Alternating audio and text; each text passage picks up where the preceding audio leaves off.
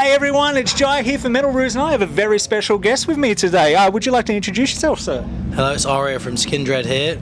Thanks for having me. And he's lost his voice a little bit, so we're going to try and not shout too much. I know you guys watch my interviews, I'm like, all the time, but we might calm it back a bit. You can. Yeah, well, I'll just distort all the audio and make it great for everyone. I might not give you like the reaction that you're looking for in terms of, excitement. It's going to be fairly monotone from me, but... Well, what I might try and do is make complicated questions and you got to shout and everything. Oh, fucking listen to him, he's a fucking liar! And where's my money, you prick? I think you might know that guy. I do. I owe him money, apparently. That's what a singer does, mate. We're the laziest of the bunch. We don't need to carry anything in. Exactly. We don't need to pack up. We can go straight to the bar afterwards. It's a dream. Exactly. Yeah. I'm behind on the drums, so I've earned my cocktail. So. How's it feeling being back in Australia? You guys are obviously no strangers to coming down here, but it's a welcome. It's a welcome to have you back. Dude, it's amazing. I mean, I feel like it's too long. Yeah. Every time it's like we come back, we need to come back quicker. Yeah. I think it's like maybe 7 years. Yeah, I think something so. like that. I mean, that's too long. Yeah. That's too long. I mean, when we come here, it's like today and when we played in Melbourne, both crowds felt hometown crowds. Yeah. If I'm honest, everyone was like really up for it. So yeah, I mean, want to keep coming back basically. And I want you to keep coming back because if you haven't seen Skindred before, they are one of the best live bands you'll ever see. I had the pleasure of actually seeing you guys at Goggin this year. Did you really? Yeah. Oh, okay. So you know how we do it overseas. There we go. Yeah. There we go. And it's a very different experience to festivals overseas. I know being up on stage it might be a bit different, but down in the crowd, it's Australia doesn't have a thing called an ozone layer, so we all get nice and burnt. Yes, I mean back in Wacken it was like Mudfest this year. Like so people are sort of stage diving into mud. Everyone's covered in mud. Over here it's actually lovely. There's palm trees around and everyone's getting a lovely tan. So it's like a holiday for us when we come to Australia. And you've got an inconvenience of a gig. Yeah. That's the thing is the gig's just like it's almost like a paid holiday. It's a cheeky way of getting around it. Oh, it's great. I was about to swear, but I can swear. Yeah, you can swear. I was about to say it is fucking great. I was going to say we're Australian. If we don't put at least one fucking here, someone will go, "What's wrong?" But mate, touring for the last album, Smile, that was absolutely fantastic. It's great to have you down here on a festival thing. Like, how's it feel to be playing these songs live? Because they are a lot of fun, especially like Love. I got to say that's my favourite. Do you know what? We were talking about the set list, and we feel like we're the ABBA of Knotfest.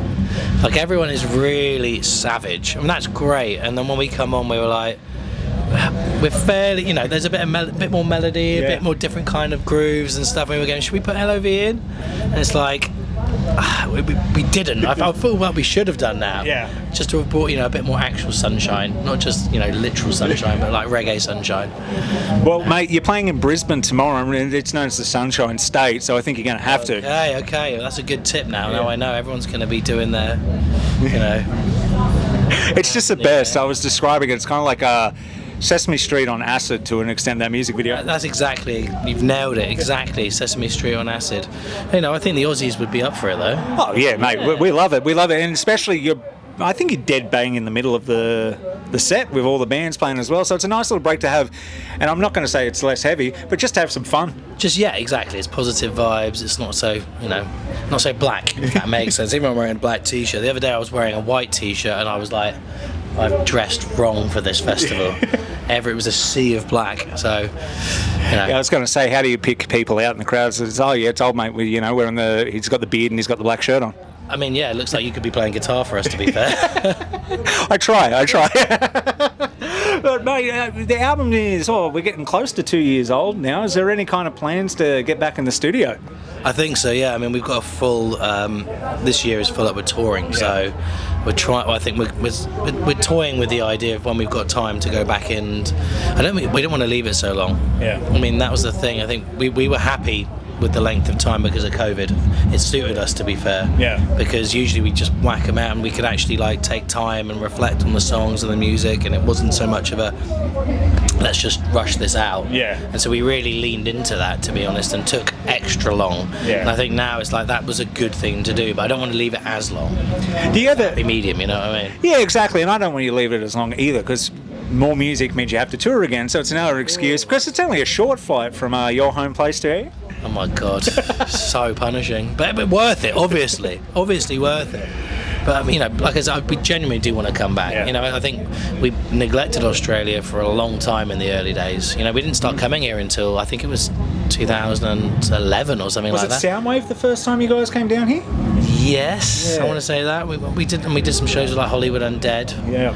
I mean that we'd been a band for about 15 years before then, and it was like we'd never come, and so I feel like we're starting again every time we come. You know what I mean? It's kind of weird because we are on the other side of the world, and it is a hard market to break into because you've got to really be committed to go to Australia. But I feel like everyone comes out in droves to see you guys when you come down. This is it. I think it's the same for a British act in America, or for an Aussie act to it. You've got to put the time in, and that's the only way you can do it. You can, if you want people to hear your tunes, we believe in old school touring. Yeah. Go out there and play them, and you build it, they will come. So that's it. So I mean, if we can get back here as soon as possible, we'd be happy. Do you have any fond Australian memories or anything funny that's happened in any of your tours down this way? I mean, Australia in general is just awesome. I mean, I think a lot of my friends are Australian, so they've moved back here. So I saw one of my mates in Melbourne. The first guy in my band, the lead singer, was Australian. So my old band before Skindred. So I feel like it's family vibes here. Yeah.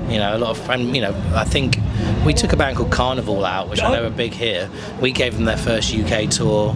They supported us, and they actually did their first US tour with us. So they're like old friends, like real old friends. And we've been going to them, why don't you take us out over here? Come on, guys. We've given you like 3 or 4 tours. You owe us one. I was going to say, I think his eyes lit up because he's Carnival's one of your favourite bands. I had no idea. That's really cool. What a small world. I know. I think we did 2008 with them in America.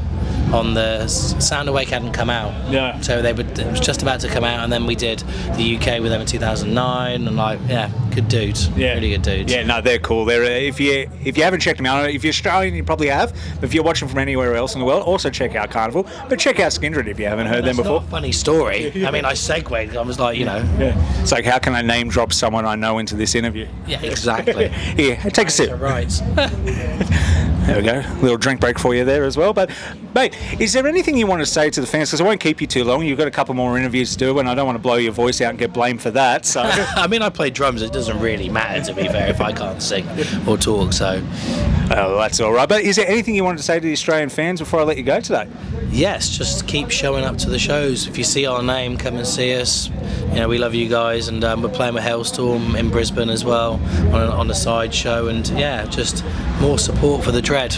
Because we want to come back. We keep saying it. We want to come back. Yeah, and I'm sure you will be back. So I look forward to that. I look forward to seeing a headline slot next time, possibly. Exactly. Yeah. There you go. The headline. This is a taster. We played for 30 minutes. Yeah. I can't remember the last time we played 30 minutes. It's kind of bizarre that you fly all the way out here, and it really is a tease. Because when I go out there and watch these bands, you get like 7 songs. You're like, that was great. I did want to hear all those, but there's like 8 more songs I want to hear. Yeah, it's like a trailer, isn't it? Yeah. It's like a trailer for the show you'll see in 8 years' time. Yeah. It's like a cliffhanger. You finish watching a really good episode like Game of Thrones or Breaking Bad, and then you got to wait. Well, that's how I did The Flight. I watched all of the first season of Game of Thrones. Clever. Yeah, over here, and I'd seen it before, but Yeah, well, you got to pass time sometime, because I think it's 24, 25 hours. Yeah, it was, and I slept a little bit. I played a little bit of Assassin's Creed, watched Game of Thrones. Now I'm putting your viewers to sleep. Well, that's all right. Well, thank you so much for being with us today, mate. It's been an absolute pleasure. Hey, thank you, dude. No, thank you.